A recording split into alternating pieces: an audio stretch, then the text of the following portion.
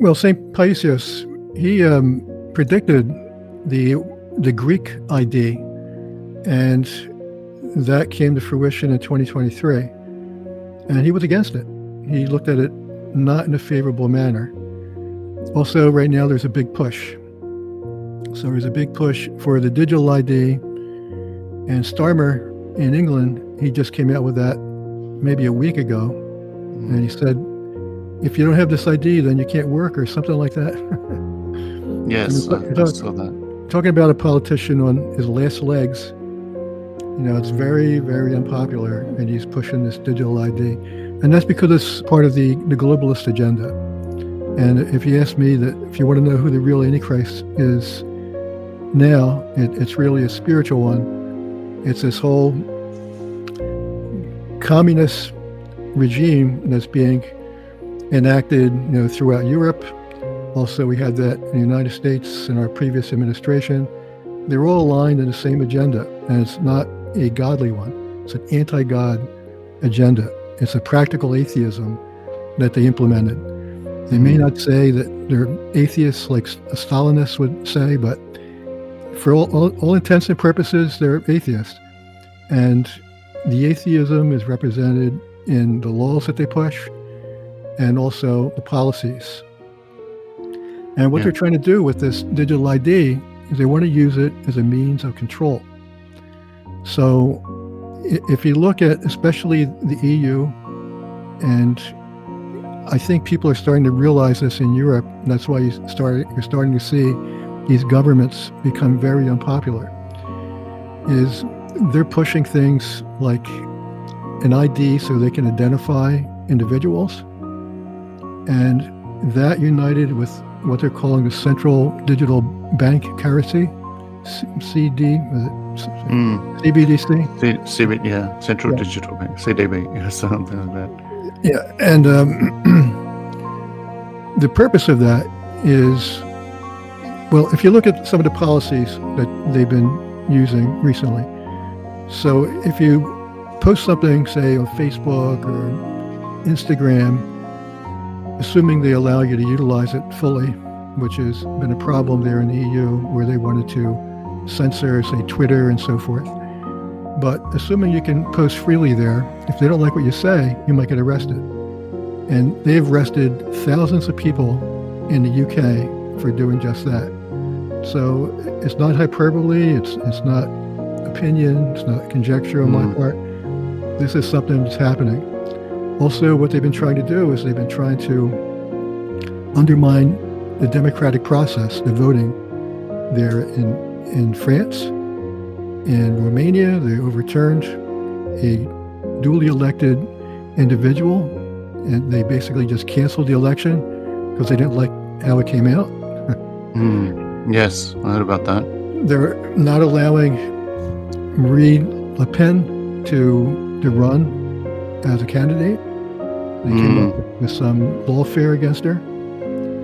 And in France also, Macron and the leftist government, they got together and they decided to come up with a scheme in order to prevent her party from gaining power there. So they're finding, even though they may have gained, usually they would have been the majority party or the party that has plurality there. Yes. They weren't allowed to gain power there. And you're seeing schemes like that. And I think they're starting to talk about that in the UK because the Reform Party is much more popular than the previous two other parties. So why am I describing that? I'm setting a backdrop for why they want this, why they want the digital ID and the central bank digital currency. So instead of coming to your door and arresting you, what they'll do is say, oh, we know who this is. We have his digital ID. We have all his data. Plus, we have his banking account information because he has central bank digital currency. So what I can do is I can punish him. I can deduct 10% of his banking account and just take it, penalize him that way. Yeah. That's called the social credit system, social credits, or something like that? No, that's a form of banking. So instead of having a savings account, a checking account in the bank, you would have it instead of in euros or US dollars or Australian dollars. You would have it in this digital currency. And it would be central bank digital currency. So the central banks, not the elected governments, that's the other thing. The central banks would have control over it. They're not elected by anyone. So instead of coming to your house to arrest you for a post they don't like, they can say, your bank account is zero. That's your penalty for saying something we don't like.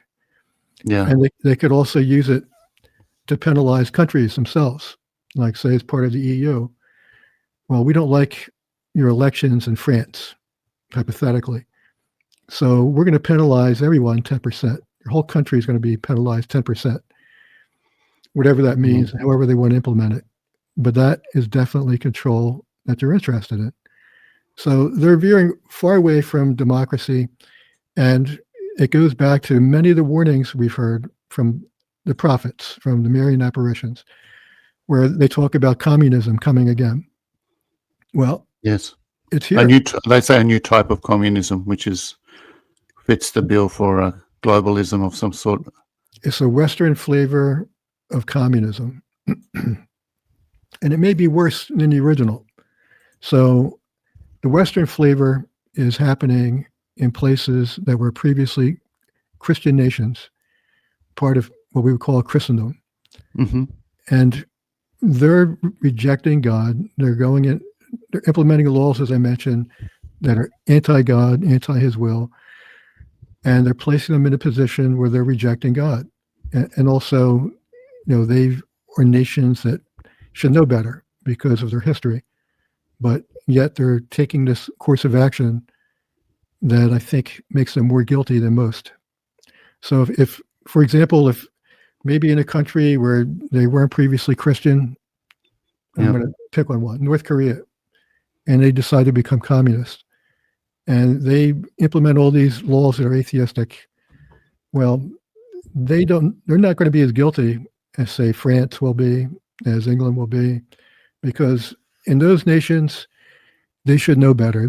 We should know in the West what Jesus has taught us. We have 2,000 years of teachings, of Christian teachings, and we are going to be more guilty for rejecting Christ than a place like North Korea would be.